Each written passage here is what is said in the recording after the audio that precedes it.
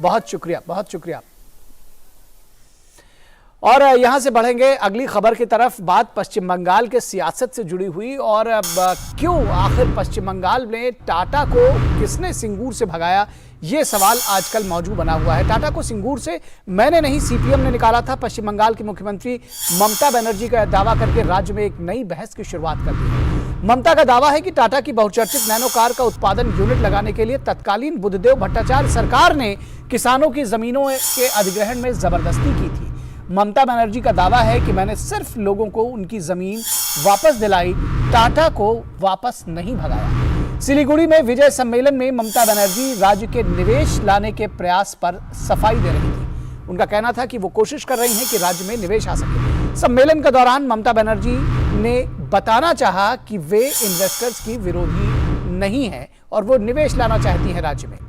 ममता बनर्जी के बयान पर प्रतिक्रिया देते हुए सीपीएम नेताओं ने इसे झूठ का पुलिंदा बताया है। सीपीएम के नेताओं का कहना है कि टीएमसी और ममता पूरी तरह से बेनकाब हो चुकी हैं। इस पूरे मामले में उनका जो है सारी चीजें सामने आ चुकी हैं। ममता के राज में एक भी फैक्ट्री का उद्घाटन नहीं हुआ है, किसी को रोजगार नहीं हुआ मिल सका है। ममता बनर्जी पूरी तरह से बेनकाब हो गई है, यह कहना है सीपीएम का। सियासत में फंसे पश्चिम बंगाल का सच यह है कि सिंगूर के 2011 के प्रचंड आंदोलन से ममता बनर्जी सत्ता पर काबिज हुई, लेकिन टाटा के गुजरात जाने के बाद किसी निवेशक ने पश्चिम बंगाल में अपनी रुचि नहीं दिखाई। जानकार कहते हैं कि ममता लोगों को भरमा रही हैं ताकि उन पर यह दाग न लगे कि उनकी वजह से निवेशक यहां से चले गए और वापस नहीं आए। उद्योगपति रतन टाटा ने खुद के अपमानित होने की बात कही थी। उस दौरान ये बात तमाम लोगों को याद होगी। वर्षों बाद ममता बनर्जी पिछड़ेपन का ठीकरा कम्युनिस्ट सरकार पर फोड़ रही हैं। उनका अपनी छवि को दागदार नहीं करना चाहती और यह ठीकरा कम्युनिस्ट पार्टी पर फोड़ रही हैं।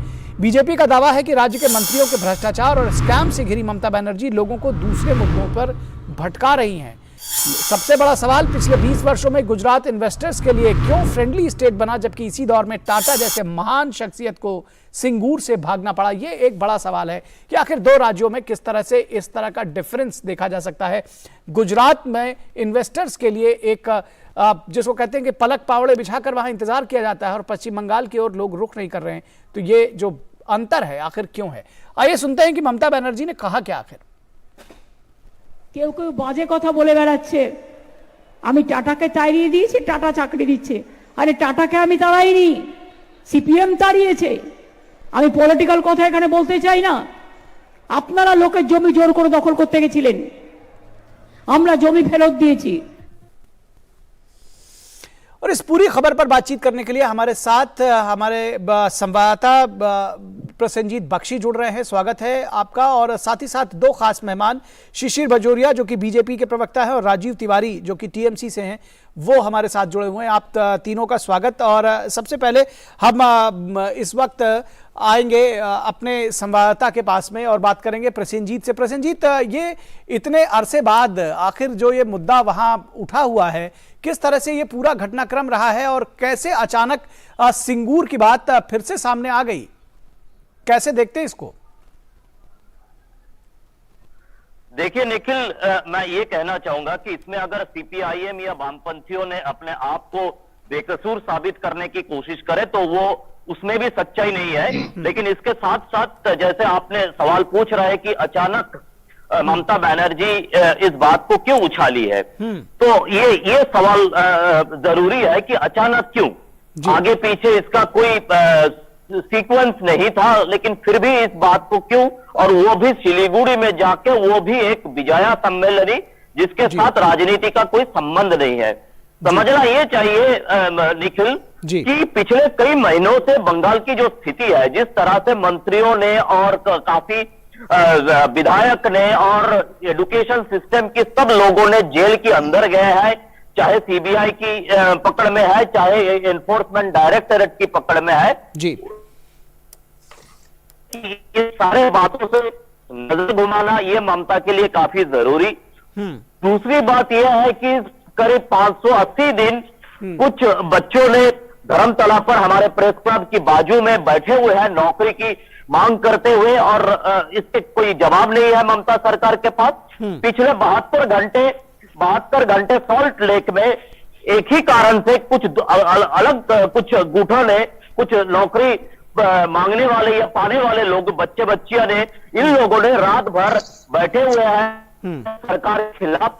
तो एक अराजकता जिसको कहते हैं, एक इस तरह की स्थिति पैदा हो चुका है पूरे बंगाल में। इसीलिए ये सही है, जिन्होंने भी कहा ये सही है कि नजर घुमाने के लिए किसी दिन उन्होंने सिलीगुड़ी जाते हुए उन्होंने अचानक सौरभ की बात को उछाल दिया है कि सौरभ को बीसीसीआई में प्रेसिडेंट बनना चाहिए या आईसीसी जाना चाहिए, जिसके साथ ममता को कोई लेना देना नहीं है। मुद्दों से भटका रही है। दरअसल आप ये कहना चाह रहे हैं कि तमाम मुद्दों पर वो घिरी हुई हैं और मुद्दों से भटका रही है। हमारे साथ में दो और खास मेहमान जुड़े हुए हैं, राजीव तिवारी जी। आखिर इतने अरसे बाद क्या जरूरत पड़ी, और जिस तरह से हमारे संवाददाता कह रहे हैं कि एक के बाद एक तमाम मुद्दे इस वक्त उनके पास आ रहे हैं, इतने वर्षों बाद सिंगूर से हाथ झाड़ने का आखिर पीछे क्या लॉजिक हो सकता है, जबकि सब जानते हैं कि सिंगूर ने ही कहीं ना कहीं ममता बनर्जी का पॉलिटिकल करियर जो है उसको सेट किया। यहाँ जो बात को जो है भारतीय जनता पार्टी के लोग उछालने का जो चेष्टा कर रहे हैं सिंगूर के लेकर के, सिंगूर में ममता बनर्जी वहां के जो जमीन के जो मालिक थे उनको हक दिलाने की लड़ाई लड़ी थी, टाटा को भगाने की लड़ाई नहीं लड़ी थी। टाटा जी आए और टाटा जी यहाँ पर जमे रहते, लेकिन यहाँ पर मार्क्सवादी कम्युनिस्ट पार्टी के लोगों ने जमीन हड़प लिया। गरीबों के जमीन जिसका दाम 1 रुपया है उसको 15 पैसा में लिया, और 15 पैसा में जमीन हड़प करके टाटा को देना चाह रहे थे। इसीलिए ममता ने लड़ाई लड़ी और उस लड़ाई में सक्सेस हुई और गरीबों को जमीन मिला। टाटा को भगाने के लिए लड़ाई नहीं लड़ा गया था, जमीन का हक दिलाने की लड़ाई लड़ा गया। राजीव जी, आज भी बहुत सारे किसानों को उनकी जमीनें वापस नहीं मिल पाई हैं, क्या ये जान रहे हैं आप? जमीन पड़ा हुआ है, जमीन तो बंजर हो गया है। जमीन जो है वहां पर सीमेंट बालू गिट्टी के कारण जो है वहां पर बंजर हो गया है। हम लोग तो गए थे वहां पर, देखे थे, हम लोग टीएमसी का आंदोलन देखे हुए, हम लोग जन्म से जुड़े हुए हैं। आप ये कहना चाह रहे हैं कि सिंगूर से टाटा के जाने में ममता बनर्जी का कोई हाथ नहीं था, उनका कोई प्रेशर नहीं था? ना कोई हाथ नहीं था, कोई प्रेशर नहीं था। चलिए जवाब ले लेते हैं शिशिर बाजोरिया के चलते ही टाटा गए। शिशिर बाजोरिया जी, आपने सुना, और मैं इसमें जोड़ दूं कि जो आपने कहा कि बीजेपी के लोग कहते हैं, दरअसल इसमें सीपीएम के भी लोग कह रहे हैं, राजीव तिवारी जी, वो कह रहे हैं कि ममता बनर्जी ने झूठ में पीएचडी कर रखी है। इस पर हम आपसे बाद में जवाब लेंगे। फिलहाल शिशिर बाजोरिया जी। निखिल जी, सबसे पहले तो एक बात बोलूं कि जो घटना घटा उसके प्राय 14 साल बाद इनको आज वापस से याद आ गया और बोलती हैं कि मैंने नहीं किया, उसने किया। देखिए, बहुत सारे राज्यों में सरकार बदलती है, सत्ता पक्ष हारता है, प्रतिपक्ष आता है, मगर एक बंगाल है जहां की प्रतिपक्ष जीता है केवल एक ही मुद्दे पे, सिंगूर से हम टाटा को हटाएंगे। याद कीजिए तिवारी जी, याद कीजिए, सिंगूर से हम टाटा को हटाएंगे, नंदीग्राम में हम आने देंगे नहीं। और जो 2008 3 अक्टूबर को जब टाटा जी ने ये ऐलान किया, उसके 6 साल बाद वित्त मंत्री, ममता बनर्जी के वित्त मंत्री बयान देके बोलते हैं कि टाटा जी ने अपना मानसिक संतुलन खो बैठा है, ये मत भूलिएगा। और जो दूसरा ये आप जो बोलते हैं हक दिलाया, कभी भी ममता बनर्जी का ये मुद्दा नहीं था कि ये सब जमीन वापस दो। उनका एक जिद था 900 एकड़ या कितना, 900,000 से कुछ कम एकड़, उसमें से 400 एकड़ वापस दो। वो फैसला कर ली थी 400 एकड़ वापस दो, और उसी 400 एकड़ को लेके ये पूरा का पूरा खेल हुआ। और ये जो जमीन जो बंजर बन गया, उसमें सीमेंट और बालू और सब आ गया। क्या जब वहां पे ममता बनर्जी राजमार्ग को रोक के, नेशनल हाईवे को रोक के धरना दी थी, 2 हफ्ते के धरना, तो उसमें उनको ये पता नहीं था? और इसमें मैं दोषी सीपीएम को भी ठहराऊंगा, सीपीएम को इसलिए ठहराऊंगा जब उनका वहां पर आंदोलन चल रहा था, धरना चल रहा था, राजमार्ग रुका हुआ था, कलकत्ता हाईकोर्ट का ऑर्डर था कि राज्य सरकार, जो सीपीएम का सरकार था, कि इसको खाली कराओ। बुद्धदेव भट्टाचार्य जो तत्कालीन मुख्यमंत्री थे, उन्होंने बोला ये तो नेशनल हाईवे है, इसमें राज्य का कुछ लेन देन नहीं। ये केंद्र कर रहा है। और केंद्र में कौन था? केंद्र में यूपीए 1 था, जो कि वामफ्रंट के बलबूते पे खड़ा था जी। तो ये सब में क्या हुआ? पश्चिम बंगाल को बहुत बड़ा धक्का लगा, यहाँ के युवा की नौकरी गई, भविष्य गुल हुआ। ये हुआ है हमारे राज्य में। और अभी क्योंकि आपके एक एक तृणमूल के मंत्री पकड़े जा रहे हैं, तो अभी करोड़ों रुपया का भंडार निकल रहा है। तो दरअसल मैं यही पूछना चाह रहा था कि अभी जो वक्त है, ये सवाल अभी क्यों उठाया जा रहा है? लोगों को गुमराह करने, क्योंकि चारों तरफ आप अपने देखिए ना, आप पर्दे में क्या दिखाते हो कि नगद रुपयों का भंडार, नगद रुपयों का पहाड़। एक मंत्री के घर में, कभी किसी संतरी के घर में, एक पुलिस कांस्टेबल के घर से 100 करोड़ रुपया निकलता है। जी जी। राजीव जी, कोई बड़े इन्वेस्टर्स पश्चिम बंगाल में आ नहीं रहे हैं, इसका भी आप जवाब दीजिएगा बाजोरिया जी की बातों के साथ साथ। क्यों ऐसा है? मैं बाजोरिया जी को बोलना चाहता हूं कि ईडी और सीबीआई के भरोसे बंगाल में चुनाव नहीं जीता जा सकता है, और बीजेपी के लोग ईडी और सीबीआई के माध्यम से बंगाल को जीतने का जो प्रयत्न कर रहे हैं, बंगाल को धमकाने का जो चेष्टा किया जा रहा है, बंगाल के नेताओं को जो है भरमाने का जो चेष्टा किया जा रहा है, टीएमसी को डरवाने का चेष्टा किया जा रहा है, ममता बनर्जी को डरवाने का जो चेष्टा किया जा रहा है, और ये चाह रहे हैं कि ईडी और सीबीआई के माध्यम से पंचायत चुनाव जीत जाएंगे, ईडी और सीबीआई के माध्यम से विधानसभा चुनाव जीतेंगे। सिंगूर के मुद्दे में ईडी और सीबीआई कहां से आ गई?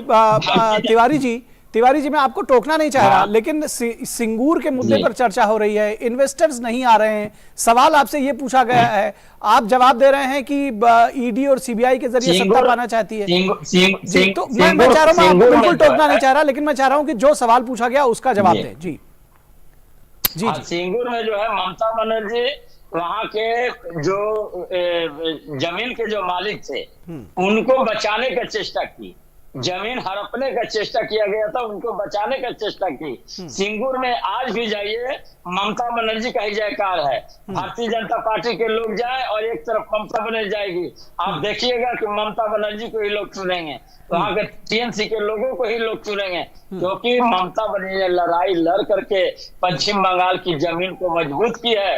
ममता बनर्जी आकाश में से आकर के पश्चिम बंगाल की मुख्यमंत्री नहीं बन गई, ममता बनर्जी को जो है यहाँ की जनता ने चुन करके भेजी है, जिसका नतीजा है कि आज भारतीय जनता पार्टी के लोगों को मैंने लग रहा है कि ममता बनर्जी किस तरह से हटा दिया जाए और पश्चिम बंगाल में काबिज कर दिया जाए, ऐसा होना असंभव है। जी जी। बाजोरिया जी कह रहे हैं कि ममता बनर्जी को आम लोगों ने चुनकर भेजा है और वो उनकी सर्वमान्य नेता हैं। जी, मुख्यमंत्री प्रदेश का तो जनता के मतों से ही जीतते हैं, इसमें तो कोई दो बात नहीं। तिवारी जी जो ये खुलासा कर रहे हैं, कौन सा खुलासा है भाई मेरे? जनता के आशीर्वाद से आप बने हो मुख्यमंत्री, इसमें कोई दो बात नहीं है।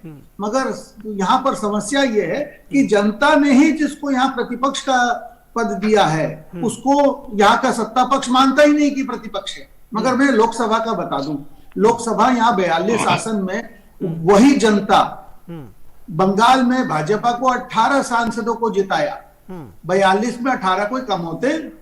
मगर ये जो बोल रहे हैं कि तृणमूल वहां पर सिंगूर में लोगों का हक दिया, लोगों को जमीन, लोगों को तो जमीन वापस मिला नहीं है, जो जमीन मिला है वो बंजर मिला है। और अभी भी लोग वहां के किसान का देखिए, ना पैसा मिला है, ना जमीन मिला है और ना नौकरी मिला है, वो दर दर भटक रहे हैं। और इसमें ये राजनीति हो रहा है यहाँ पे। हाँ, अभी का जो है निखिल जी, मैं एकदम स्पष्ट शब्दों में बोलूं, आज जो ये बयान आया है ममता बनर्जी का सिलीगुड़ी के विजय सम्मेलनी में, वो केवल लोगों को गुमराह करने के लिए, क्योंकि जो रोज इनके एक न एक पकड़े जाते हैं, इनके मुंह से जो ईडी सीबीआई निकल रहा है ना, इसीलिए निकल रहा है। अरे भाई, कौन आपको डरा सकता है? ईडी आप सकते हैं तो तिवारी जी, आपके घर में कुछ नहीं है तो कोई क्या कर लेगा?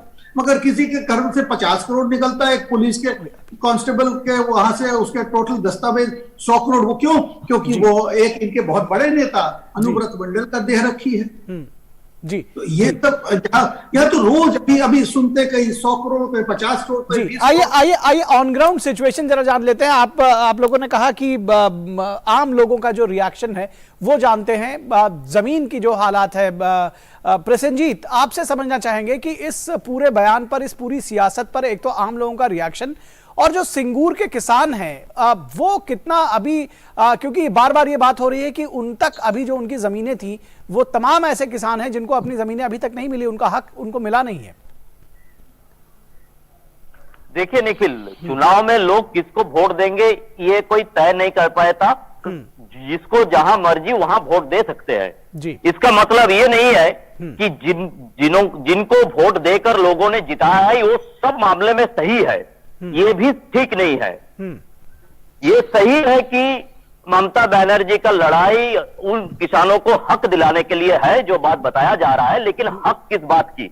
सरसों का दाना वहां पे डाले थे ममता बनर्जी, एक भी सरसों का जो ये है वो उगे नहीं है वहां पे।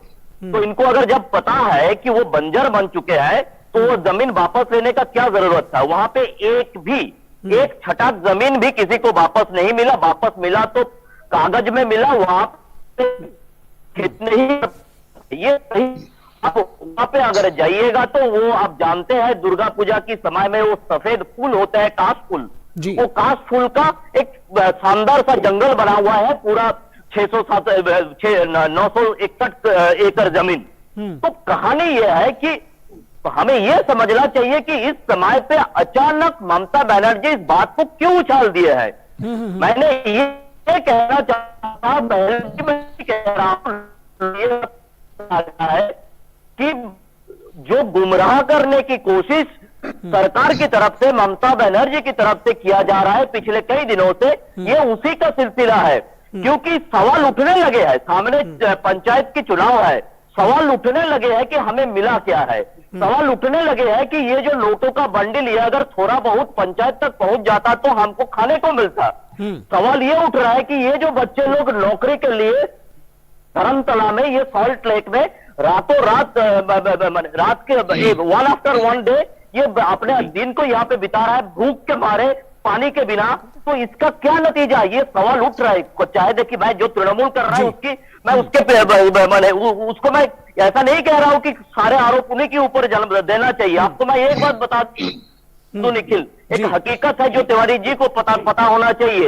एक पत्रकार के नाते मैं जिम्मेदारी के साथ बता रहा हूं, बंगाल पे जितने सारे हॉस्पिटल है, सरकारी हॉस्पिटल, किसी भी दिन ये सारे सरकारी अस्पताल में सारे सेवा निलंबित हो जाएगा, क्योंकि सरकार पैसा नहीं भेज पा रहा है, चाहे वो दवाई के लिए हो, चाहे वो अफसर की गाड़ी का तेल के लिए हो, चाहे प्रिस्क्रिप्शन की जो प्रिंटेड मटेरियल है वो प्रिंटेड मटेरियल भेजने के लिए हो। जी आपकी बात समझ गए प्रसन्नजीत, आपकी बात समझ गए प्रसन्नजीत। बहुत जल्दी से तिवारी जी से जवाब ले लेते हैं।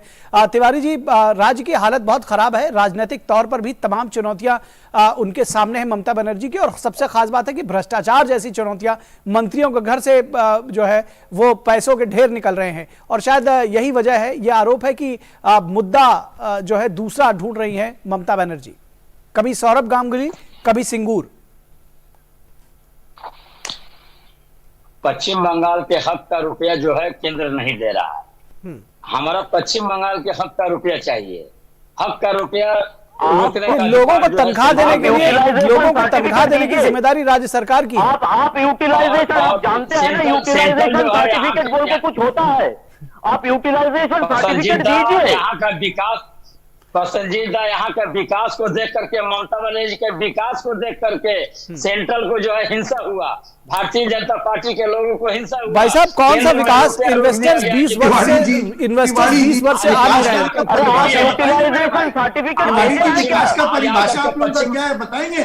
विकास हुआ है, आपके मंत्रियों का विकास हुआ है, यहाँ के पैसों का पहाड़ निकलता है। चलिए एक मिनट दे रहे हैं आप दोनों लोगों को। तिवारी जी, विकास की परिभाषा बता दीजिए पिछले 20 वर्षों में जब से सिंगूर का कांड हुआ है उसके बाद से कितने बड़े इन्वेस्टर्स आए हैं? जी सवाल तो सुन लीजिए जी, कितने बड़े इन्वेस्टर्स आए हैं? आइए रास्ता, पश्चिम बंगाल में आइए, रास्ता घाट देखिए, पश्चिम बंगाल का विकास देखिए, गली से मोहल्ला देखिए, हर जिला को देखिए कि कहाँ विकास हुआ है।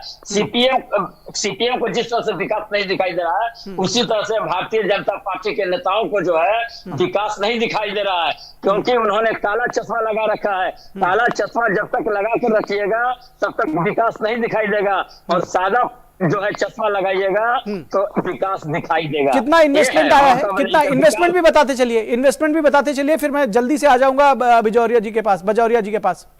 बहुत इन्वेस्टमेंट आने वाला है, आप देखते रहिए। भारतीय जनता पार्टी जो है ना, चलिए आने वाला है शिशिर जी जी। तिवारी जी लास्ट में जो शब्द बोले बहुत सत्य बोले। BGBS यहाँ पर ये हर साल ये प्रोग्राम होता है, बंगाल ग्लोबल बिजनेस समिट, हर साल। इसमें 2.5 लाख से 2.25 लाख करोड़ का ऐलान किया जाता है। टोटल में किया हूं 15.5 लाख करोड़ का यहाँ प्रस्ताव आ गया है। एक भी फैक्ट्री देखने को नहीं मिलता है। भैया फैक्ट्री आएगा तो जमीन के ऊपर आएगा, सब कुछ दिखेगा, जमीन के नीचे तो नहीं आएगा। हाँ, सब कुछ आने वाला है और ये इनके सरकार का तृतीय खंड है। मगर 15.5 लाख करोड़ किसको बोलते हैं भाई साहब? उसका 1% भी नहीं आया है। WPIDC के अपने बैलेंस शीट में भी वो नहीं दिखता है। कम से कम पश्चिम बंगाल सरकार तो बताएगा कि कहां आया है प्रकल्प। कोई भी कुछ नहीं आया है। ये केवल, और यहाँ पर हाँ, पैसा बांटने के लिए, वोट खरीदने के लिए, पैसा बांटने के लिए पैसा है, चारों तरफ है। हॉस्पिटल्स में नहीं है, शिक्षकों को वेतन देने के लिए नहीं है। उसमें चोरी, किसमें चोरी नहीं है यहाँ? चलिए, तो मुश्किल हालात है निश्चित तौर पर पश्चिम बंगाल के इस विशेष संदर्भ में राजनीति जरूर हो रही है सिंगूर को लेकर के। बहुत शुक्रिया आप तीनों लोगों का, शिशिर जी आपका, राजीव जी आपका और प्रसन्नजीत आपका भी बहुत शुक्रिया हमारे साथ जुड़ने के लिए और इस तमाम चर्चा में भाग लेने के लिए। और पश्चिम बंगाल की सियासत का दरअसल जो एक की एक परत खुल रही है वो सामने आने के लिए, और इस पूरी सियासत में कहीं ना कहीं जो सबसे ज़्यादा नुकसान होता है वो आम लोगों का होता है। और पश्चिम बंगाल की जनता अभी भी उसको चाहिए कि इन्वेस्टर्स उसको मिले।